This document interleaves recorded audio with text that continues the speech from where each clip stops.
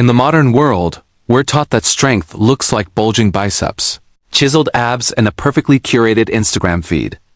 But there is a different kind of strength, an ancient, quiet power, forged not in air-conditioned rooms, but in the mud, under the blistering heat of the sun. This is the story of Brock Sterling, a loud, arrogant American fitness influencer who built his career on aura farming, humiliating local lifters in developing nations to boost his own ego.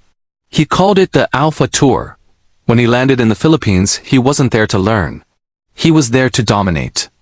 He set up his portable bench press in the middle of a busy village road, loudly proclaiming that the Filipino physique was malnourished and obsolete, treating the hardworking locals as mere props for his vanity.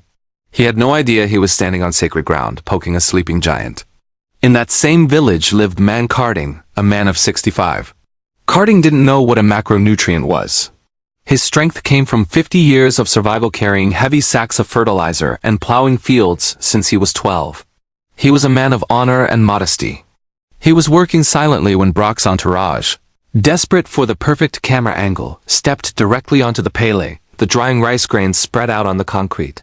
In Filipino culture, this is a grave insult. You do not step on the food that people bled to harvest. Karding stopped his work instantly, his weathered face hardening. He didn't see a celebrity. He saw a man disrespecting the lifeblood of his community. The confrontation was immediate. Karding marched over and swept Brock's expensive sneaker off the grain. Brock, insulted, shoved the old man back, sneering, "Watch it, Grandpa. I lift cars for fun." The incident was captured on a dozen phones, and within an hour, the hashtag respect the rice trended globally. It wasn't just a shove. It was an attack on the dignity of every Filipino worker. A major TV network saw the engagement numbers and intervened, offering to settle the dispute in the Philippine arena. It would be the Titan versus the farmer. Brock accepted with a smirk, thinking it would be easy content. The Philippines viewed it as a defense of their honor. The night of the event, the Philippine arena felt like a coliseum awaiting judgment. 50,000 screaming fans filled the seats.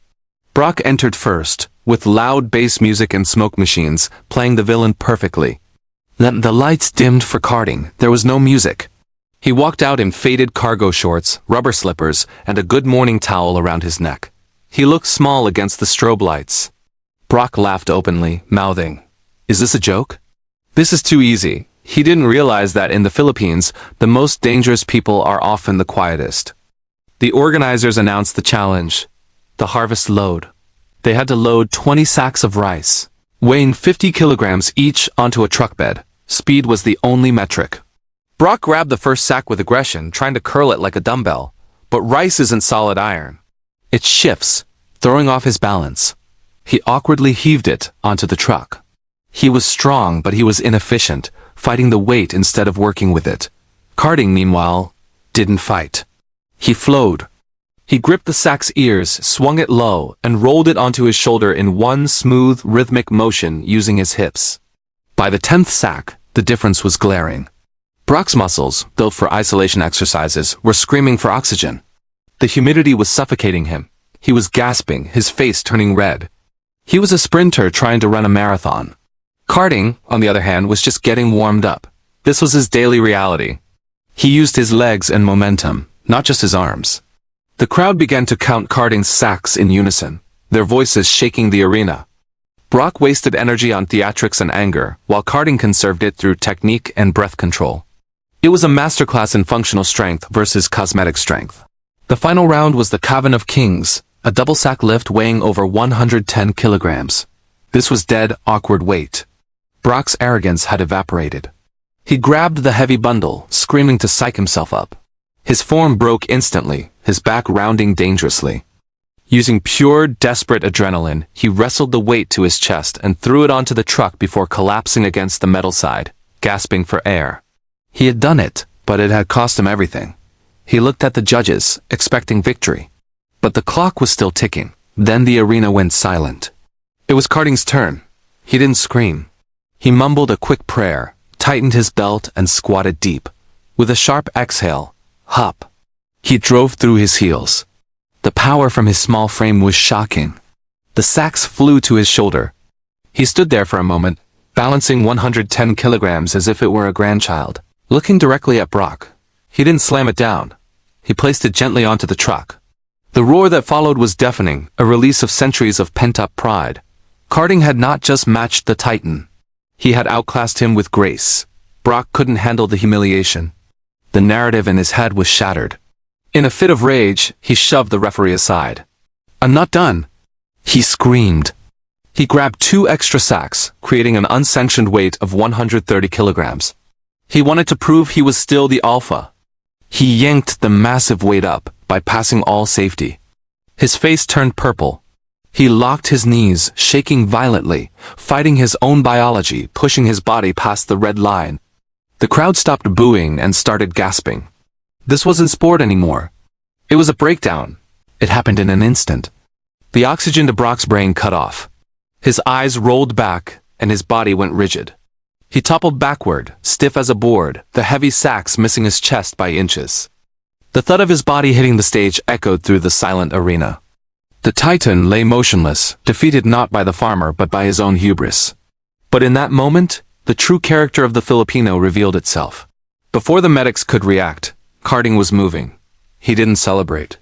He sprinted to Brock's side, kneeling down to check his breathing. The competition was over. Humanity had taken over.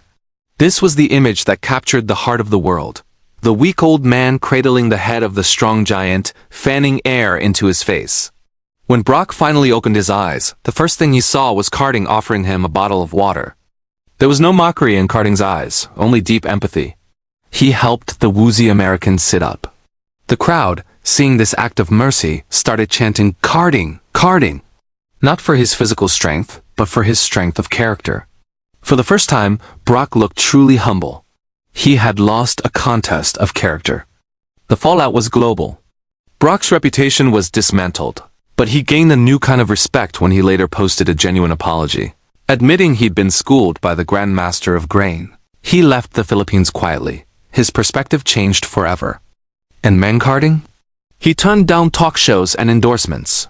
He took his fee, bought a new water buffalo, and went back to his village.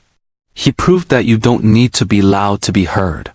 His 15 minutes of fame were over, but the legend of the rice farmer would last for generations. This story serves as a mirror for the Filipino soul. It is a nation that gets hit by multiple typhoons a year, endures earthquakes and navigates extreme hardships, yet always finds a reason to smile. Their strength isn't aesthetic, it's structural. It is built to withstand storms, not to look good in photos.